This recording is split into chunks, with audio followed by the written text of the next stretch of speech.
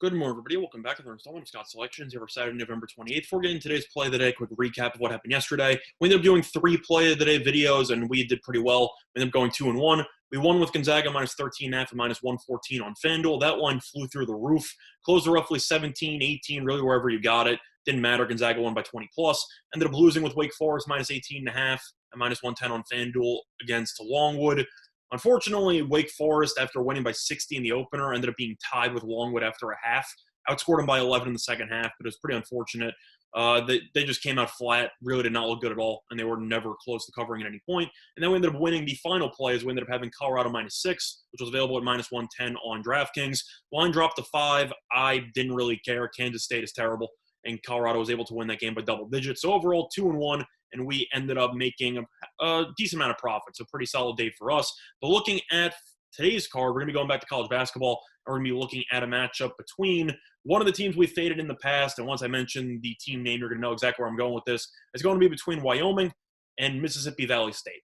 Now, the current line available is Wyoming minus 26.5, which is available on DraftKings minus 110, a time recording of 2:12 a.m. Eastern time. However, if you shop around, you can see a lot worse lines available. FanDuel currently has Wyoming at 27.5. BetOnline is 28.5. Yet DraftKings is 26.5. So for that reason, I'm going to take that right now because that line should definitely climb. A couple reasons why I like Wyoming in the spot. Of course, most of them are going to involve fading Mississippi Valley State, who is by far and away the worst D1 college basketball team in the country. They are the equivalent of UMass in college football, but for college basketball, because they are just awful. And there's really no other way to describe them because they have been getting blown out even worse than people thought they were going to start the season. Looking at their numbers so far, Mississippi Valley State has played 2 games. They've lost each game by at least 54 points. They've allowed at least 116 points in each game, and they've scored exactly 62 points in each game. The first game they played was against Arkansas, pretty solid offensive team. Yeah, pretty solid. They gave up 142 points. Then they played North Texas, who is not a good offensive team really whatsoever, gave up 116 in that one, and they ended up losing that game by 54. They got killed. First game against Arkansas, they lost by 80. Now they play Wyoming. Wyoming's going to be having its season debut, or season opener, I should say. And Wyoming as a whole really was not great last year. I acknowledge that. They were one of the worst teams in the conference, but they ended up going on a decent run in the conference tournament, won 2 games before losing a very close one to the eventual champion, Utah State. However, they were pretty much fed up with how awful the team had looked in the previous years. So they ended up firing their coach, and they brought in Jeff Linder. Now, Jeff Linder, a lot of people don't know who he is, so I'll break down his resume really briefly. He was the coach in Northern Colorado for the last couple of years, and he won at least 21 games in each of the last 3 seasons. It was a very underrated hire by him. By Wyoming to actually get him. If you look at his accolades, he went 80 and 50 as a head coach at Northern Colorado.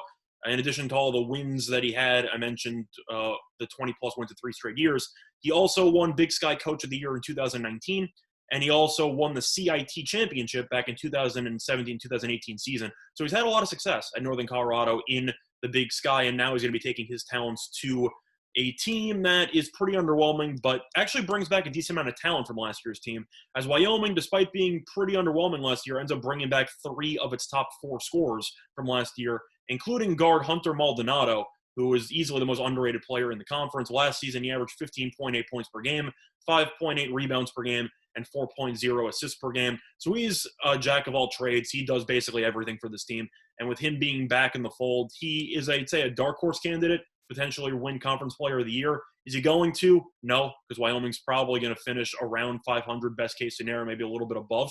But still, he's the best player on the court by far, and Mississippi Valley State simply cannot guard anybody. If you're giving up 116 points to North Texas, I have to assume Wyoming should go for at least 90 to 100 in this game, and I do not know how many points Mississippi Valley State can actually score, since Wyoming defensively was actually not that bad. That was kind of the bright spot of this team last season. They couldn't score really well at all, but defensively, they were pretty sharp. So I think that Mississippi Valley State will struggle offensively. Meanwhile, Mississippi Valley State can't guard anybody. I think Maldonado should have a field day getting to the paint, hitting some threes, etc., setting up open teammates. And I think Wyoming should coast to a very easy 30-plus point win here. The issue I have with Mississippi Valley State, and if you think that this is too many points with Wyoming, the question I have to ask for you, if you lose to Arkansas by 80 and you lose to North Texas by 54, how are you only getting 26.5 points from Wyoming? Is Wyoming really supposed to be roughly 28 points worse than North Texas. I don't see it. I think Wyoming should win this game pretty easily. I think they'll win this game by 30, 40, whatever they want to win it by. Plus, since this is the official season opener for Wyoming, with the short off season, etc., you might see the starters get a decent amount of run even in a blowout game because they're going to need as many reps as possible just to actually get fully acclimated before they start the Mountain West schedule. So I think that you should see Wyoming leave the starters in for probably around 25 minutes, give or take. Maldonado should have a very solid game, etc. But I do think that Wyoming should win this game pretty handily by at least 30-plus points. So the play of the day, once again, here for Saturday, November 28th, is going to be on Wyoming, minus 26.5, which is available on DraftKings, minus 110, at time recording of 2:17 a.m. Eastern Time. That's been the Thomas Scott Selections. Good luck to all of you and your respective bets today. Bye, everyone.